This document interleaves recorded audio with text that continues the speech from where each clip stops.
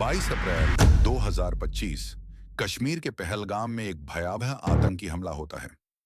26 निर्दोष पर्यटक मारे जाते हैं, जिनमें से अधिकांश हिंदू थे। हमलावर सेना की वर्दी में थे और हमले की जिम्मेदारी ली द रेजिस्टेंस फ्रंट ने, जो कि लश्कर-ए-तैयबा से जुड़ा एक समूह है। भारत ने इस हमले के लिए पाकिस्तान को दोषी ठहराया, जबकि पाकिस्तान ने इन आरोपों से इनकार किया। इस घटना ने दोनों देशों के बीच तनाव को नई ऊंचाइयों पर पहुंचा दिया।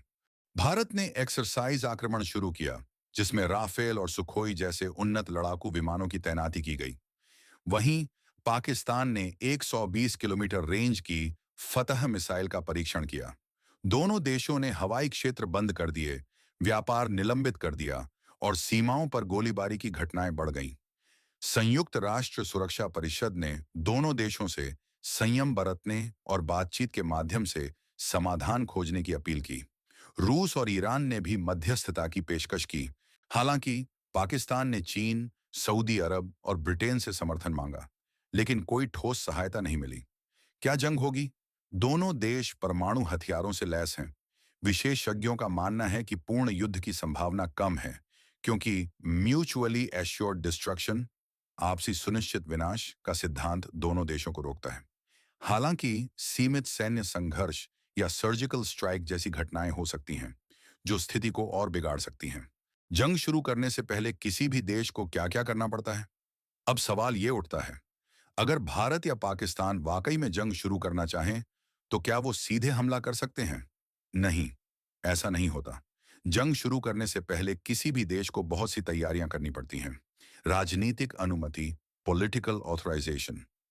किसी भी लोकतांत्रिक देश में सबसे पहले प्रधानमंत्री या राष्ट्रपति को संसद या कैबिनेट से सहमति लेनी होती है। इमरजेंसी पावर्स एक्टिवेट किए जाते हैं। आर्थिक मोर्चा, इकोनॉमिक रेडीनेस।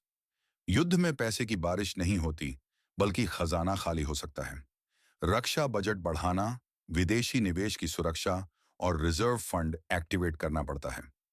3 सैन्य तैयारी, मिलिट्री मोबिलाइजेशन। आर्मी को बॉर्डर पर भेजना, नेवी को पोजीशनिंग में लगाना और एयर फोर्स को अलर्ट पर रखना पड़ता है। एम्यूनिशन, फूड सप्लाई, लॉजिस्टिक्स को तैयार रखना होता है। डिप्लोमेटिक तैयारी, इंटरनेशनल अलाइनमेंट। यूनाइटेड नेशंस को इन्फॉर्म करना, अपने एलाइज जैसे अमेरिका, रूस या फ्रांस से बातचीत करना पड़ता है। इंटरनेशनल बैकलैश से बचने के लिए नैरेटिव सेट किया जाता है, जैसे हमने सेल्फ डिफेंस में वॉर शुरू की वगैरह। 5 साइबर और इंफॉर्मेशन वॉर। आजकल की जंग सिर्फ बॉर्डर पर नहीं होती।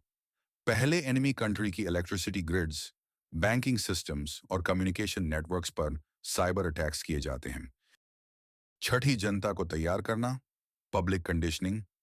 मीडिया के जरिए देशभक्ति का माहौल बनाया जाता है।